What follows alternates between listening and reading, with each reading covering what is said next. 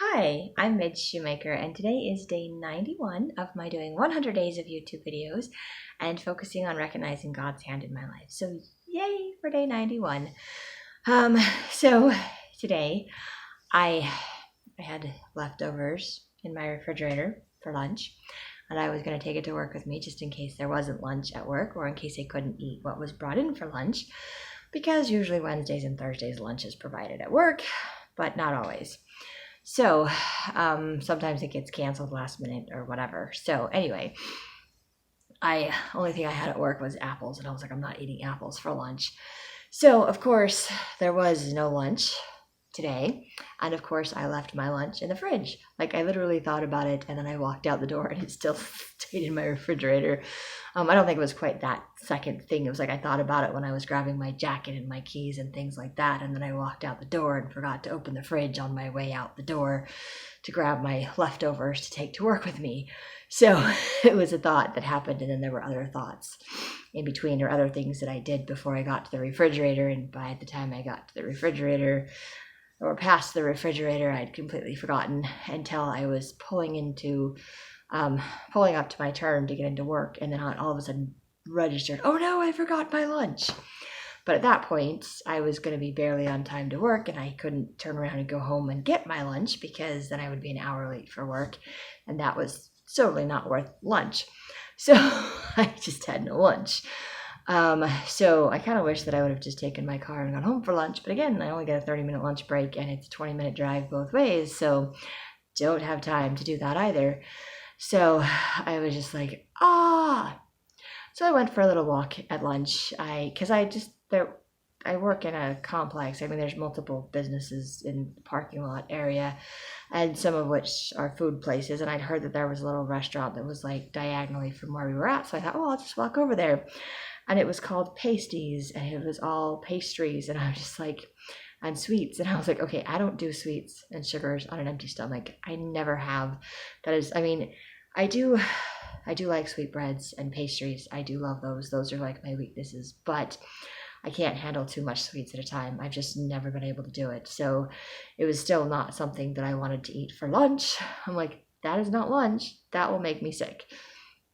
And so then I was kind of walking around the parking lot some more, and I didn't see anything. So then I crossed the street to where the CVS was, and I was like, I don't want to get something out of the CVS. So then I walked into some other restaurant. It was a Japanese restaurant. I'm like, I can eat this food. And I didn't realize that the numbers underneath all of the stuff on there, because it didn't say dollar signs, there were just random numbers next to the meals. So I'm like, I don't know how much they cost. And of course I picked one that was really expensive. I should have picked the other one that wasn't as expensive. But I got food. I'm just grateful to God for reminding me that I just was trying to go 2 weeks without putting gas in my car. I filled it up. I filled my tank of gas up the last time I got paid. So I figured this time around that I got paid, maybe I could go the whole 2 weeks without having to, month without having to put gas in my car again. So I was hoping I could make it. I may or may not be able to, but I still have my gas money, so I spent my gas money on my lunch. So I didn't have to put it on my credit card, which I'm very grateful for. And I'm grateful that I could get food that I could eat. I was a little disappointed that their side of vegetables was onions and broccoli. And I was like, that's not really a side of vegetables. I mean, I guess technically they're both vegetables, but usually they put onions on, if they're going to put onions in something, they say onions. No, they said side of vegetables. And I'm thinking, okay, side of vegetables, peas, carrots, green beans, vegetables. And maybe beets. No, onions and broccoli. I'm like, broccoli, cauliflower. I mean, all the other vegetables. And I just don't like onions. And there were way too many onions. And of course, I brought it home for dinner and thought I will just eat it for dinner.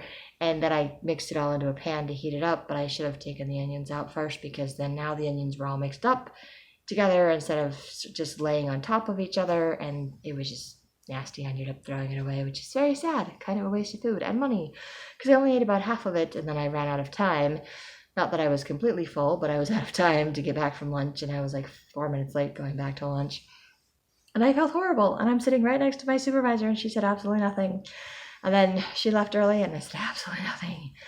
And I was like, okay, that's cool. That's fine. That's whatever. I will just sit right here and do my thing. But I guess she wasn't feeling very good, so she left early, and then I stayed late and to make up for my few minutes or whatever that I needed to make up for the day, which was okay. And then I messaged the doctor about medication that I wanted, just to see if he could change it for me. So I'm just very grateful that I had the courage to do that, that I had the opportunity to do that, and that I could just take the time off of my time card and I didn't get any kind of trouble, because I always deduct it. If I'm late a few minutes, I always deduct it from my time card before I turn it in, because I know I shouldn't get paid for the time that I wasn't there. So I still end up with overtime anyway, so it's not like it's a huge deal, and it was like less than 5 minutes, so it's not that big of a deal. So it was okay. Like, we're all okay one way or the other. Anyway, so I am grateful for that. And then I went to my writing group, and someone in my writing group was talking about how I, submitted my book. And I was like, yeah, well, they didn't accept it. And they're like, they didn't. And they're like, of course, when everybody has their opportunity to share something that they've read or written, and I didn't. I did work on my writing the day before. So I did actually do some writing. I just didn't take it with me to share, because I think it's still a really long chapter. I don't know how to deal with that. But anyway, I didn't take it with me to share. And I also had something else that I'd written, like words to a song that I'm not sure if I remember the tune when I wrote it, but I wrote it all down. I just haven't decided what to do with it. Basically, what I need to do is remember the tune and practice it enough, and then send it to my sister to get her to write the music again. But I still haven't published the first song that she did that for me, so I kind of feel bad asking her to do a second one until I do something with the first one. It's dumb, lame stuff. It's just my brain stuff.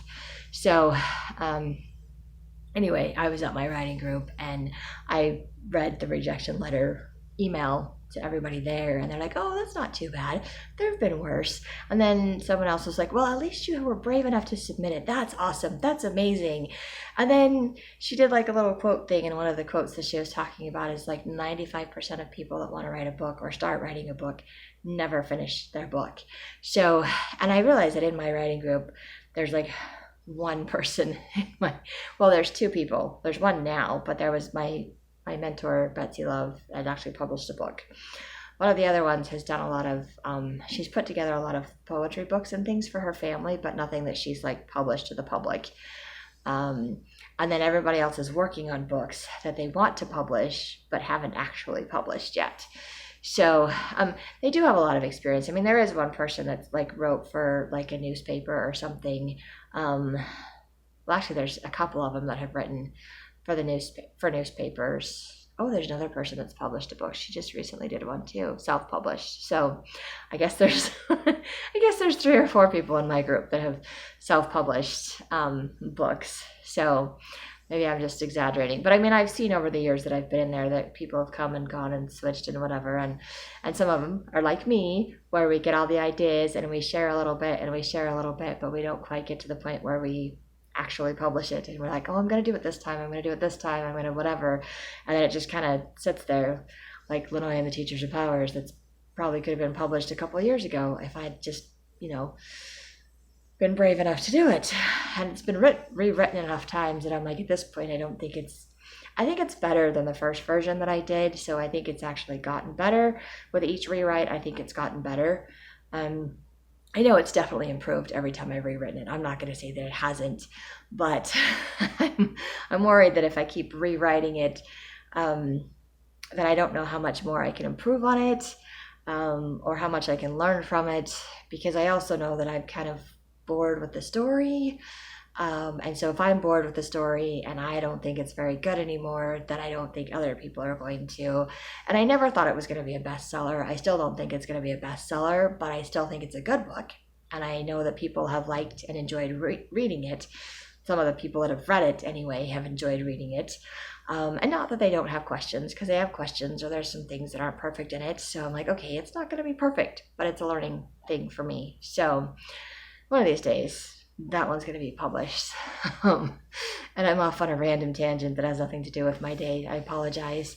But I just appreciated the support from my writing group and the people there that were just reminding me that I can do this. And that was just God in my life pointing out to me that I can do this. Like, He made it okay that there was money in my account, so I didn't have to put it on my credit card for food for lunch.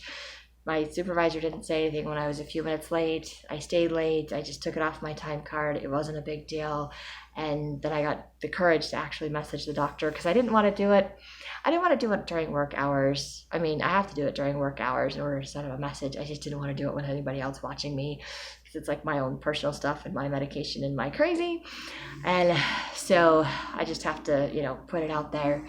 But anyway, I'm just really grateful for that and grateful that I had the courage to do that God just helped me have the courage to do that, and grateful I could go to my writing group and have people being supportive and reminding me that, hey, I'm in that 5% of people that actually finished a book. Maybe I haven't published it, but I finished actually writing it. So I didn't just say I want to write a book. I didn't just come up with an idea. I actually wrote a book. And in reality, I've actually written 3 books. So just so you're aware, I know, me personally, I know I've written 3 books. Granted, 2 of them need some major overhauls before they ever get published, one of which I have every intention of publishing. The other one, I don't know exactly what I'm going to do with, because that was a very personal one. And it was one that I thought I knew what I was doing when I wanted to publish it. And then I realized that I have to get a lot of people's permission to publish a book, because if I'm writing it about my own personal life and I put people's names in there, even if I change the names, I still have to get permission from those people to publish the book. And that's a lot of people, unless they're deceased, and then I don't have to, because it doesn't matter. They're deceased.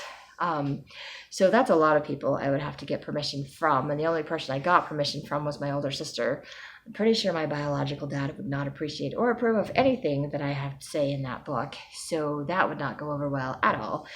So then I would have to completely change the book or something, or not publish the book. Although I think it might be very similar to some of the things that I put in my videos. So I'm not really entirely sure what to do with that book. That may be just one of those ones that I don't share in this lifetime, but it's very therapeutic to have written it. And I feel good about the fact that I wrote it.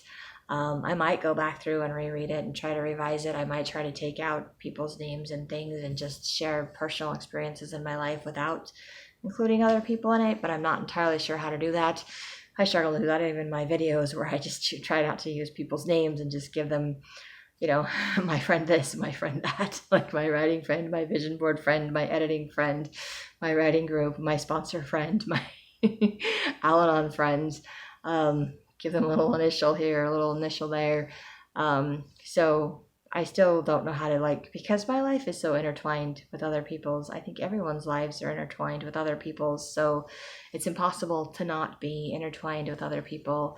And I'm grateful that God has designed it that way. And I'm grateful for my writing group and to know that there's people there that have published before. So I knew that when I got that rejection letter, God reminded me of that. And I knew that it would be okay. And that I had this support group basically that I went to, and they did exactly what I thought they were going to do. They were very supportive. They're like, oh, that's not a horrible rejection letter. And that's, that's understandable. And I'm like, you still have a good book, or at least you submitted it. That was really brave of you to submit it. And you're in the 5% of people that actually finished a book, and all the positive comments coming back from people. And that to me is the most amazing thing in the world. And I was just so super grateful for that, and just felt so blessed. And I know that God is looking out for me and helping me. And my meeting ended before 9, so I got to come home at 9 o'clock. I still didn't go to bed before 9 o'clock, but I got home before 9 o'clock. Actually, I got home at 9 o'clock because it ended early, which is probably another good thing that I didn't take something to read, or I could have taken something to read. But anyway, it all worked out today, and God was there and guiding me and helping me and teaching me, and I'm so very grateful for that. And that's all that I have for today. So if you have any comments, please feel free to write them down below. Any questions, do that too. Anything you'd like to share, love to read it. Hope you have a great day full of gratitude, and find ways to recognize God's hand in your life too. And if you like the videos, you can hit like, subscribe, or share with someone else if you think they'll like it too.